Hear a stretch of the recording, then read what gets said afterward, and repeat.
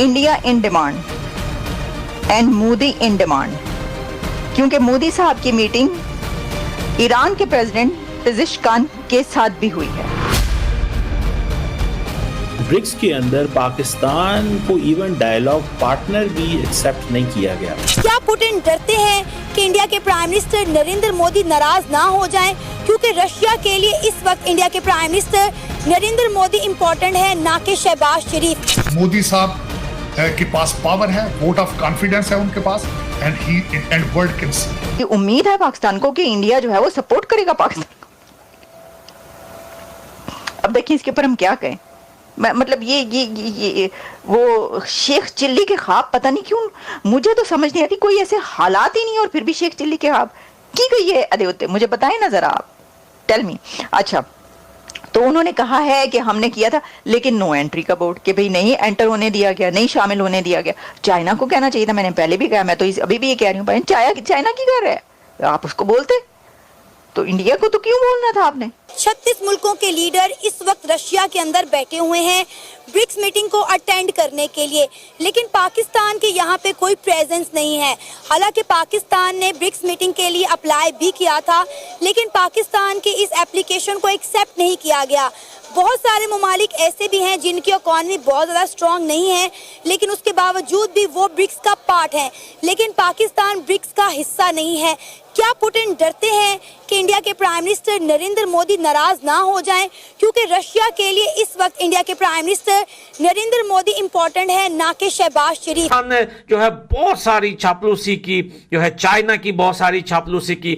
Russia ने तो उसी टाइम ही पाकिस्तान से मुंह मोड़ लिया था जब उक्रेन में जो है, यूक्रेन है या उक्रेन है, जहां पर पाकिस्तान के वेपन्स मिले थे जिसके ऊपर मेड इन पाकिस्तान लिखा था, और पाकिस्तान जब यूक्रेन को जो है वेपन सेल कर रहा था या बेच रहा था, रशिया ने उसी टाइम बहुत सारे फैसले लिए थे। पाकिस्तानी मीडिया अभी ये रो रो कर चिल्ला रही है कि इंडिया का बहुत बड़ा हाथ है, जो है हमें बैन करने की कोशिश है जो है इस ब्रिक्स जो है समिट में, लेकिन रशिया का नाम नहीं ले रहा, क्योंकि रशिया भी नहीं चाहता कि पाकिस्तान आए। इंडिया का कंसर्न है कि पाकिस्तान जो है क्रॉस बॉर्डर टेररिज्म करता है, तो इस वजह से हम ये अनएक्सेप्टेबल है कि जब एक ऑर्गेनाइजेशन का मकसद ही काउंटर टेररिज्म है और एक कंट्री को दूसरे कंट्री से ये कंसर्न हो तो वो उसे पार्ट नहीं बनने दे।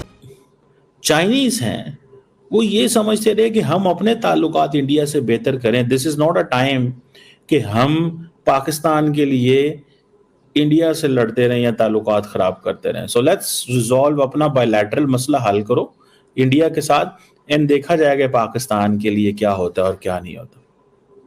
मैं थोड़ा सा इसमें हैरान हुआ, पाकिस्तानी भी जारी बात है कि why China, you know some people are saying China betrayed Pakistan, it's a betrayal.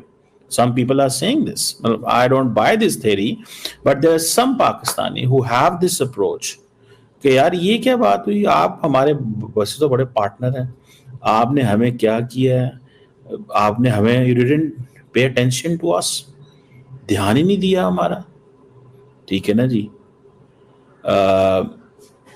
नई मेंबरशिप वालों को पूछा ही नहीं, पाकिस्तान के लिए प्रोसेस ही लंबा कर दिया। कि जो ये मीटिंग हुई 50 मिनट की, आप सोच सकते थे कभी कि इंडिया और चाइना के बीच कभी 50 मिनट की मीटिंग होगी, मोदी और शी इकट्ठे बैठे हुए होंगे, एक दूसरे के आमने सामने बैठे, और जी जो शेक हैंड हुआ है ये वो वाला शेक हैंड नहीं है, वो जो मैं कहना चाहती थी स्टार्ट में, वो अब मुझे याद आया कि ये वो वाला शेक हैंड नहीं है। जो शेक हैंड हमने बड़े उसके जमीन और आसमान के कलाबे मिला दिए और हमने कहा देखें जी शेक हैंड हो गया है, और इंडिया और पाकिस्तान के बीच, और शहबाज शरीफ से उन्होंने हाथ मिलाया है और वगैरह वगैरह। ये सर वो तो कुछ भी नहीं था, क्योंकि ये जो शेक हैंड हुआ है ये बहुत बड़ा शेक हैंड दुनिया में कहा। चाइना को इस चीज़ के लिए सबसे पहले पाकिस्तान से पूछना चाहिए था, ताकि आपको भी पता है कि इंडिया और पाकिस्तान की कितनी गहरी दुश्मनी है और कितने गहरे मामलात ख़राब हैं इनके। तो चाइना को भी चाहिए था कि वो अगर हमारे किसी अपोजिट पार्टी से या अपोजिट मुल्क से जाके हैंडशेक कर रहा है तो सबसे पहले हमसे पूछना चाहिए। इंडिया की तो उनके हिस्टोरिकल कॉन्फ्लिक्ट है, उनकी वार्स हुई हैं, अभी उनकी झड़पें होती रहती हैं, लेकिन वो मेरे ख्याल में थोड़े से अक्लमंद हैं, इंडिया वाले भी और चाइना वाले भी, कि वो अपने इख्तलाफात के बावजूद अपना जो इकोनॉमिक रिलेशन है वो डिस्टर्ब नहीं करते। हमारे जैसे नहीं है कि हमारी अगर एक कंट्री के साथ नहीं बनती, एक नेबर के साथ, वो अपने इकोनॉमिक रिलेशन ही खत्म कर दें। तो एक बहुत बड़ी अपॉर्चुनिटी थी पाकिस्तान के लिए, देखें, मैं हमेशा बिलीव करता हूं कि आप अपनी क्राइसिस को to change into the opportunity. जब कश्मीर के अंदर हुआ था तो पाकिस्तान को फौरन कंडेम करना चाहिए था। या दूसरा, ये सिर्फ बातों की हद तक नहीं है, सिर्फ नवाज शरीफ साहब की स्टेटमेंट काफी नहीं है कि मोदी साहब को आना चाहिए तो 75 साल हमने जंगे नहीं की। ये देखना होगा कि उनको रिजर्वेशंस क्या है दूसरी साइड में। अच्छा, हमारे प्राइम मिनिस्टर किसी कंट्री के बीच में जाते हैं तो उधर लोग प्रोटेस्ट शुरू कर देते हैं, और हिंदुस्तान के प्राइम मिनिस्टर जाते हैं तो लोग उन्हें देखने की ख्वाहिश में, उन्हें वेलकम करने की ख्वाहिश में, उन्हें मिलने की ख्वाहिश में आते हैं। और हिंदुस्तान के प्राइम मिनिस्टर उनसे स्पीच क्या करते हैं, उनसे बात क्या करते हैं कि उन्हें बताते हैं कि देखो मेरा मौजूदा भारत आज चांद पे पहुंच गया, आज आईटी में एक्सपर्ट है, हमारा भारत तरक्की कर चुका हुआ है, हमारे 5वीं बड़ी इकॉनमी बन गया, पूरा भारत डेवलप हो गया, भारत का नक्शा चेंज हो गया। कितने फख्र से ये बात अपने लोगों को बताते होंगे। हमारे प्राइम मिनिस्टर की अगर दूसरे कंट्री में अपनी कम्युनिटी से मुलाकात हो जाए या बात हो, क्या बताएंगे? वो यही कहेंगे हमारा कि हालात पाकिस्तान बेहतर नहीं तो आप जरा इन्वेस्टमेंट भेजें। वो ये बताएंगे कि हमारा पाकिस्तान आज कर्जों में फंस चुका हुआ है, IMF हमें किस्त नहीं देता, हमारे तरले करवाता है, हमारी नाक की लकीरें निकलवाता है। अगर कर्जा पास हो जाए तो हमारे मीडिया पे चलता है कि अवाम के लिए बहुत बड़ी खुशखबरी आ गई जी, IMF ने कर्जा दे दिया पाकिस्तान को। ये हमारा वज़ीर-ए-आज़म बताएगा और उधर जाके रोना पिटना डालेगा कि पाकिस्तान के हालात बुरे हैं, हमें प्लीज मजीद कर्जा दे दीजिए। जय हिंद दोस्तों, स्वागत है आपको हिंदुस्तान के दहाड़ चैनल में। तो दोस्तों, जैसे कि आपने वीडियो में देखा, आए जानते वीडियो के बारे में। प्रधानमंत्री नरेंद्र मोदी और चीन के राष्ट्रपति शी जिनपिंग के बीच ब्रिक्स शिखर सम्मेलन से इतर रूस के कजान में द्विपक्षीय बैठक खत्म हो गई है। 2020 के बाद दोनों राष्ट्राध्यक्षों की ये पहली डायरेक्ट मीटिंग थी।